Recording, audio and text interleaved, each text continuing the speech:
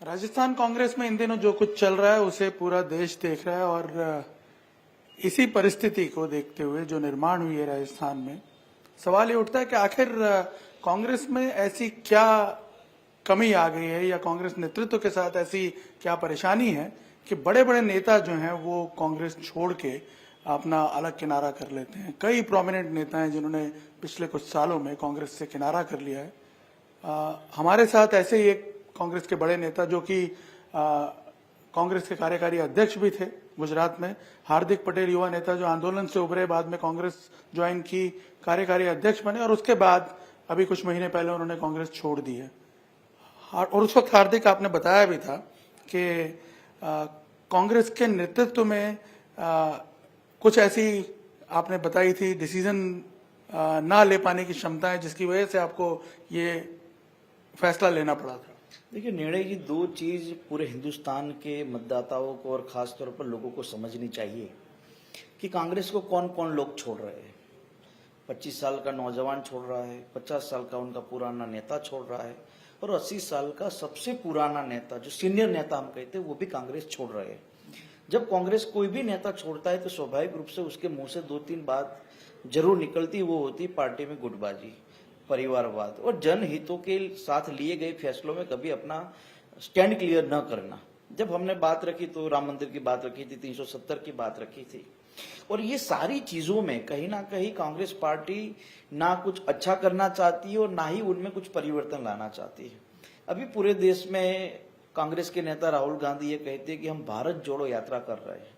हकीकत क्या है, उनको कांग्रेस जोड़ो यात्रा करने की जरूरत है। जिस तरह से राजस्थान का मामला आपने देखा, उससे पहले गोवा का देखिए, सारे विधायक बीजेपी में शामिल हुए हैं। कांग्रेस में कोई रहना नहीं चाहता। कांग्रेस किस नीतियों के साथ काम करना चाहती है, क्या फैसला लेना चाहती है, किसके साथ खड़ी रहना चाहती है, कभी भी उन्होंने अपना स्टैंड क्लियर नहीं किया। और इसीलिए, और ये बात सिर्फ 1-2 साल से नहीं चल रही है, आप देखिए 2014 के बाद लगातार जो भी जनहितों में फैसले लिए गए हो सरकार की ओर से, उसमें कभी भी कांग्रेस ने अपना स्टैंड क्लियर नहीं किया। और स्वाभाविक रूप है, जहां जनता का विश्वास, जहां जनता की भावना जुड़ी हो, ऐसे स्टैंडों में कांग्रेस ने हर वक्त लोगों को गुमराह करने का काम किया है। आला कमान काफी इनडिसाइसिव है। जैसा आप बता रहे हैं, फैसले नहीं ले पाते हैं। आपके समय में जब आपने छोड़ी कांग्रेस, या जब आप थे, तब आपने कहा था कि आप सफोकेटेड फील करने लगे थे वहां रह करके। क्या आपने कभी हाईकमांड से ये सारे इश्यूज जो थे उसकी चर्चा करने की कोशिश की थी? क्या सुना गया? कई बार बातचीत कही गई है। ये जो अभी सचिन पायलट जी की हम बात करते हैं, आज से 1 साल पहले जब उस टाइम में पार्टी में था उनके साथ, तो हमारी बैठ के बातचीत हुई थी। 1 साल पहले की वो बात करते थे कि मुझे 3 महीने का समय दिया है, मुझे 6 महीने का समय दिया। आज देखिए 1 साल पूरे हो रहे हैं, 1.25 साल पूरे हो रहे हैं और फिर जाके क्या हो रहा है। तो जो मेहनती लोग मान लीजिए कि पार्टी में है, कांग्रेस में, वो भी बेचारे मेहनत करेंगे और बाद में उनको कुछ दिया नहीं जाएगा, तो ऐसे नौजवान वहां क्या रह के करेंगे। और आज पूरे देश में नौजवानों की उम्मीद जो धीरे धीरे कांग्रेस की ओर से पूरी तरह से निकल रही है, उससे हम ये सब समझ सकते हैं कि ना कांग्रेस पर लोग भरोसा करना चाहते और ना कांग्रेस को लोग वोट देना चाहते हैं। किसको वोट देंगे? पहले कहते थे कि राहुल गांधी राष्ट्रीय अध्यक्ष बनेंगे, अब राहुल गांधी तो बोल रहे हैं कि मुझे राज्य अध्यक्ष नहीं बनना। सोनिया जी कह रही है कि कोई और आके बन जाओ। फिर आप गहलोत साहब को बोलते हैं कि आप राष्ट्रीय अध्यक्ष बन। आप सोचिए, उस पार्टी में कोई राष्ट्रीय अध्यक्ष बनने के लिए तैयार नहीं है, आपस में लड़ाई चल रही है। कहीं बीजेपी और कांग्रेस में देखिए कितना साफ फर्क है। ये बीजेपी में संगठन को महत्व दिया जाता है, कार्यकर्ताओं को महत्व दिया जाता है। गरीब कोई परिवार से आया हुआ लेकिन मेहनती है, मेरिट में आता है, तो उसको महत्व दिया जाता है। और यहाँ कांग्रेस में क्या चल रहा है, नेता का बेटा है तो जगह मिलेगी, पुराना नेता है और अच्छी ठीक ठाक लोगों से साठगांठ है नेताओं से तो जगह मिलेगी। मेरा एक दोस्त था कल, उसने बोला, मैंने कहा क्या होगा राजस्थान में? बोला कुछ नहीं होगा। मैंने क्यों? बोले बताइए, 2 आदमी अजय माकन और खड़गे साहब को वहां पर्यवेक्षक की भूमिका में भेजा है। गहलोत साहब बोलेंगे कि आपका मैं कुछ समझ लूंगा, चलिए आप जो रिपोर्ट देना दे दीजिए। जिस पार्टी में 72 विधायक कहते कि हम बहिष्कार कर देंगे विधायक दल की बैठक का, तो उस पार्टी पर कैसे भरोसा करेंगे?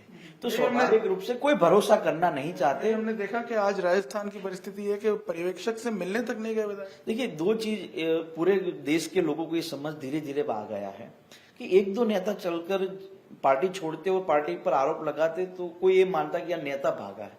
आप बताइए पिछले 2 साल में कितने लोग चले गए, क्यों चले गए? हर एक नेता की वही बात होगी कि पार्टी के भीतर परिवारवाद चल रहा है, सही और सच्चे लोगों को जगह नहीं मिलती। जो नेता ये कहता है कि ये जनमानस के साथ जुड़ा हुआ मुद्दा है और सरकार ने मान लीजिए कि फैसला लिया है तो हमारा स्टैंड क्लियर होना चाहिए, उसमें भी वो अपना स्टैंड क्लियर नहीं करते। मुझे ये बताते हुए बड़ा दुख लगा जब मैंने अपना लेटर लिखा तो कई पत्रकार कहते थे ये लेटर तो बीजेपी की ओर से लिखा गया है। मैंने तो राम मंदिर का जिक्र किया था, मेरे पत्र के 7 दिन बाद इसी गुजरात के पूर्व प्रदेश अध्यक्ष जो कांग्रेस के थे परस सोलंकी, उसने कहा कि राम मंदिर के लिए जो शिला इकट्ठी की गई थी उस पर कुत्ते जाके पेशाब करते हैं। तो जो जनमानस के मुद्दों को ही नहीं समझ रहे उस पार्टी को मैं मानता हूं कि विरोध पक्ष की भूमिका में भी रहने का अधिकार नहीं है। आप थोड़ा सा अपने अनुभवों के बारे में अगर और बता पाएं कि क्योंकि आपने शायद राहुल गांधी जी से भी मिलने की काफी बार कोशिश की थी, क्या हुआ था उस वक्त एग्जैक्टली, परिस्थितियां किस तरह के निर्माण हुई थी? क्योंकि राजस्थान की जो सिचुएशन है वो दोबारा हमें याद दिला। मैंने कांग्रेस में जब था तब मैंने खुल के 2-4 चीजों पर कहा था कि उद्योगपतियों पर वार ना किया जाए। गुजरात में खास तौर पर जो उद्योगपति है, तो सिर्फ 2 ही उद्योगपति पूरे भारत में नहीं है। आप जिस 2 उद्योगपति का नाम कांग्रेस के लोग जो लेते हैं उनको गाली देते हैं, तो क्यों दूसरे कोई उद्योगपति नहीं है? लेकिन नहीं, गुजराती है इसलिए 2 उद्योगपतियों को गाली दी जाए। मैंने कहा 370 पर अपना फैसला क्लियर होना चाहिए, पार्टी ने अपना फैसला नहीं क्लियर किया, खास तौर पर गुजरात के नेताओं को।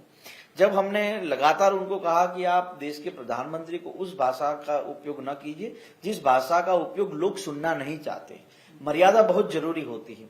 लेकिन कांग्रेस के नेता और खास तौर पर राहुल गांधी ने जो मर्यादाओं को पार कर दिया था, चौकीदार चोर है जैसे शब्दों को लेकर, या गुजरात में मान लीजिए ड्रग्स का मामला था, तो अच्छी बात है कि पुलिस ड्रग्स तो पकड़ रही है, ड्रग्स कहीं पहुंच नहीं गया, लोगों तक नहीं पहुंचा, पकड़ लिया गया, लेकिन फिर भी आप उसी भाषा का उपयोग लगातार करते थे।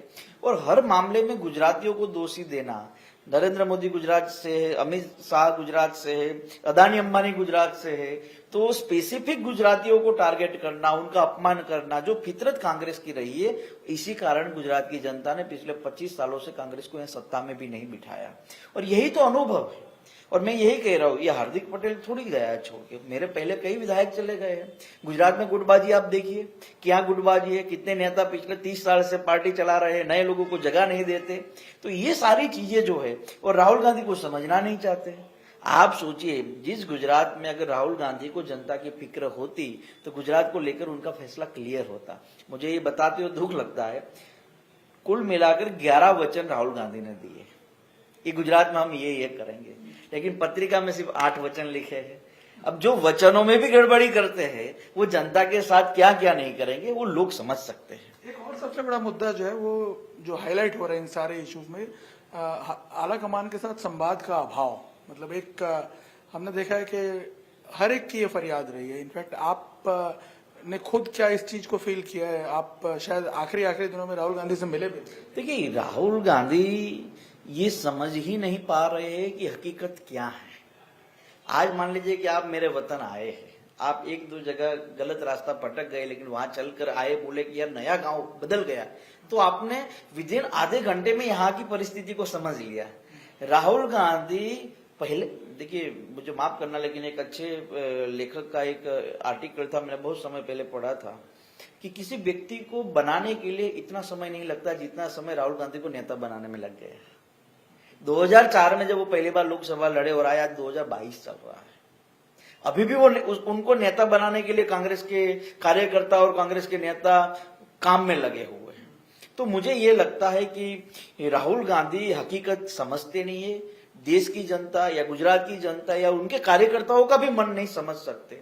और जो व्यक्ति सिर्फ अपने काम में बिजी हो वो जनहितों के काम में कभी व्यस्त रह ही नहीं सकते। जैसे राजस्थान में अगर हम देखें तो आज गहलोत भी नाराज हो गए और सचिन पाटिल भी नाराज चल रहे हैं।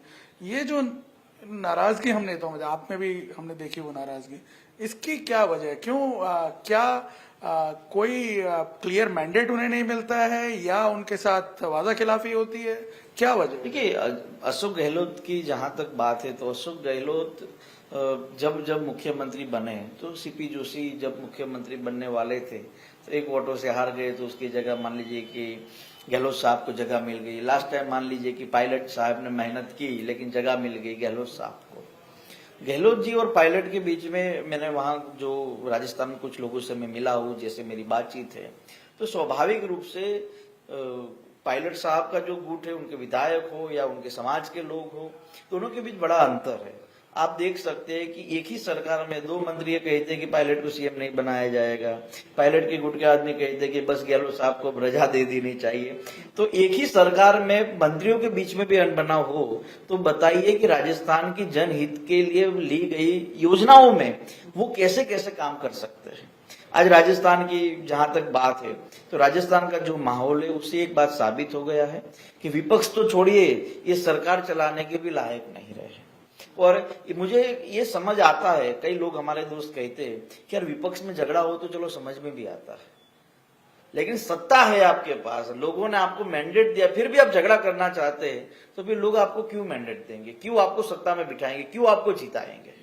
बिल्कुल, मैं खाली ये जानना चाहता था हाईकमान का जो बिहेवियर रहता है आप जैसे नेताओं का। कोई देखिए, मेरा एक इंटरेस्टिंग किस्सा है, मैं ज्यादा उसमें खुल के बात नहीं कर पाऊंगा, लेकिन जिस दिन सिद्धू ने इस्तीफा दिया था प्रदेश अध्यक्ष के रूप में, तो उस टाइम हमारे दो दोस्तों को ज्वाइनिंग चल रही थी कांग्रेस में, तो सब एक ही गाड़ी में थे। तो आपका पार्टी का एक प्रदेश अध्यक्ष जब इस्तीफा देता है और आपके माथे पर एक शिकंज भी नहीं है, आप चिंतित भी नहीं है, तो उसका मतलब यह है कि ये पार्टी को बचाना नहीं चाहते, ये पार्टी को डुबाना चाहते हैं और पार्टी के लिए कुछ अच्छा करना भी नहीं चाहते। एक फाइनल सवाल आपसे, अब आप बीजेपी में आ चुके हैं, तो आपने शायद दोनों पार्टीज का करीब से अनुभव भी किया है, क्या डिफरेंस आप देख पा रहे हैं, या भाजपा की जो वर्किंग शैली है? जब हम सुनते हैं हमेशा ये कहा जाता है कि भाई कांग्रेस जो है वो चांसेस पे छोड़ देती है चीजों को और बीजेपी बहुत प्लानिंग के साथ चलती, क्या ये भारतीय जनता पार्टी में खास तौर पर संगठन को महत्व दिया जाता है, और मुझे अच्छा लगता है कि प्रदेश अध्यक्ष हो, प्रदेश महासचिव हो, उनका वो वजूद होता है जो पार्टी को मजबूत करने में और पार्टी की जो विभिन्न योजनाएं है वो जनता तक पहुंचाने में वो काम आता है। भारतीय जनता पार्टी में दो महासचिव है, मान लीजिए कि गुजरात की हम बात करें, प्रदेश महासचिव, और कांग्रेस में 80 है। और जब कोई पार्टी का प्रोग्राम होता है तो पूरी पार्टी एकजुट होकर काम करती है। कांग्रेस में ये कार्यक्रम कर रहा है तो दो उसके खिलाफ काम करते हैं। तो मुझे अच्छा लगता है कि पार्टी का संगठन एक अलग भूमिका में काम करता है। और बहुत ही अच्छी बात निर्णय जी ये है कि जो सरकार की योजना है वो पार्टी के वर्कर्स योजनाओं को लोगों तक पहुंचाने का काम करते हैं। और कांग्रेस में उल्टा है, सरकार की जो योजना है उस योजना को लोगों तक पहुंचाने की बात छोड़िए, उस योजना से उस कार्यकर्ता को क्या लाभ मिलने वाला है उसमें ज्यादा व्यस्त रहते हैं। तो ये हार्दिक पटेल जो कि अब धीरे धीरे भाजपा में एडजस्ट होते जा रहे हैं, इन्होंने भी कांग्रेस छोड़ दी थी और इनका साफ तौर पर ये कहना जो इनकी बातों से साफ झलक रहा है कि कांग्रेस जो है वो काफी हद तक डिसोरिएंटेड हो चुकी है और शायद पार्टी को अगर अब अपने फ्यूचर को और इम्प्रूव करना है तो एक तरह से रीऑर्गेनाइज करना पड़ेगा पूरी पार्टी को और सही तरीके से सही दिशा देनी होगी। कैमरामैन अमित राठौड़ के साथ निर्णय कपूर, इंडिया टीवी, अहमदाबाद।